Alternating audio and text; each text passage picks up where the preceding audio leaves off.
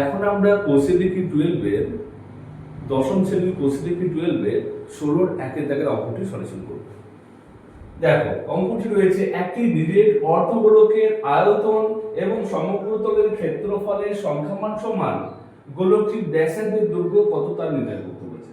তাহলে দেখো একটি গোলকের আয়তন যতটা, আবার সমগ্রতলের ক্ষেত্রফলের যে সংখ্যামান ক্ষেত্রফল পরিমাণ সেটা কিন্তু সমান, দুটো ইকুয়াল। তাহলে দুটো সমান হলে অর্ধগোলকটির ব্যাসার্ধের দৈর্ঘ্য নির্ণয় করে কত তা লিখি। তাহলে দেখো এই কথার পরিপ্রেক্ষিতে কিন্তু আমরা ব্যাসার্ধের দৈর্ঘ্যটা নির্ণয় করব। তাহলে দেখো আমরা তাহলে আয়তনের যে ফর্মুলা, এখানে কোনো সংখ্যায় দেওয়া নেই, কোনো কিছু বলা নেই, ব্যাসার্ধ বা কোনো কিছু এখানে দেওয়া নেই। সুতরাং আমরা এখানে যে আয়তনের যে ফর্মুলা সূত্র সেটির সঙ্গে সমগ্রতলের ক্ষেত্রফল সমান আকারে দেখাবো। দেখো আমরা দেখাতে পারি তাহলে আয়তন বের করার সূত্র কত, আমরা এরকম ভাবে দেখাচ্ছি, এগুলো ছোট প্রশ্ন। দেখো তাহলে আয়তন হচ্ছে 4/3 পাই আর কিউ। আচ্ছা সমান, দেখো এখানে সমান কত আমরা লিখবো। আচ্ছা একটি নিরেট বলেছে, নিরেট এখানে তাহলে নিরেট অর্ধগোলকের, এখানে অর্ধগোলকের বলেছে, তাহলে এখানে 4/3 হবে না, আমাদের 2/3 হবে। তার কারণ সেই পূর্ণ গোলকের ছিল 4/3, তাকে অর্ধেক করলে 2/3 হয়ে যায়, তাহলে 2/3 পাই আর কিউ। আর এখানে অর্ধগোলকের সমগ্রতলের ক্ষেত্রফল নিরেট বলেছে, তাহলে আমাদের খেয়াল রাখতে হবে যে নিরেট না নিরেট নয়। নিরেট হলে একরকম সূত্র 3 পাই আর স্কয়ার, আর নিরেট ছাড়া কি হয় 2 পাই আর স্কয়ার। তাহলে আমরা এখানে কি লিখব, 3 পাই আর স্কয়ার। তাহলে দেখো এইটা আমরা এই কথার পরিপ্রেক্ষিতে লিখলাম। কোন কথা না, একটি নিরেট অর্ধগোলকের আয়তন, নিরেট অর্ধগোলকের আয়তনের যে ফর্মুলা সেটা লিখলাম, এবং সমগ্রতলের ক্ষেত্রফলের সংখ্যামান সমান, এবং সমগ্রতলের ক্ষেত্রফল সেই নিরেট অর্ধগোলকটিরই। সুতরাং নিরেট অর্ধগোলকের যে ফর্মুলা সূত্র সেটা হচ্ছে 3 পাই আর স্কয়ার বর্গ একক। সুতরাং আমরা লিখে দিলাম। এইবার দেখো আমরা আমাদের এখানে অর্ধগোলকটির ব্যাসার্ধের দৈর্ঘ্য কত তা লিখতে বলেছে, তার মানে আমরা বুঝতে পারছি এখানে আর এর মানটা বের করতে হবে। তো দেখো আর হচ্ছে এখানে ব্যাসার্ধ, তাহলে বা দিয়ে আমি দেখো লিখছি।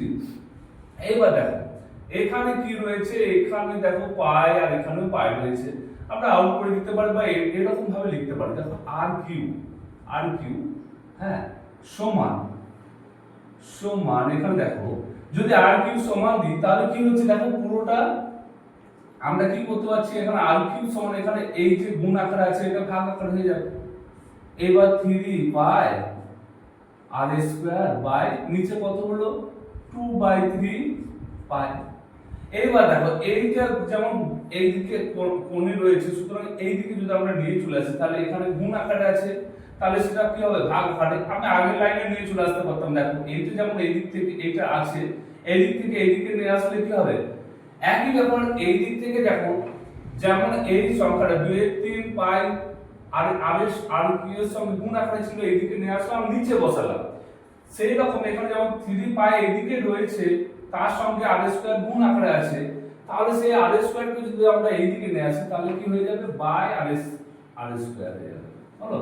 তো দেখো এইবার বা এখানে দেখো আর কিউ আর স্কয়ার, তার মানে আমরা কি এটাকে যদি ভাগ করি তাহলে কত হবে, ভাগ করলে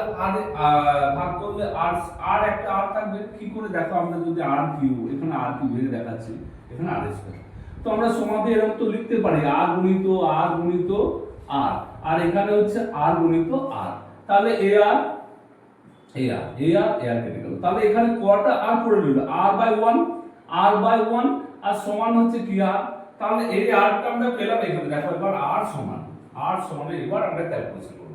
দেখো এইখানে প্রথমেই কেটে যাচ্ছে, দেখো এখানে পাই এখানে পাই আর এখানে পাই কেটে যাচ্ছে, তার আর এখানে পড়ে থাকছে কি 3 আর এখানে হচ্ছে 2/3।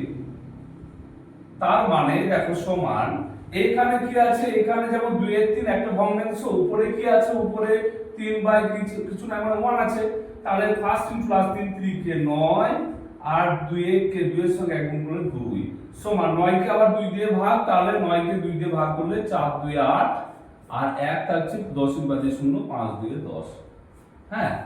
5 × 10, সুতরাং আমাদের হয়ে গেল কত 4.5 সেমি।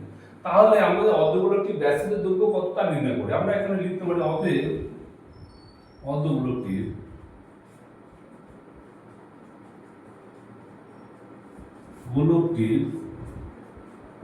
ব্যাসার্ধের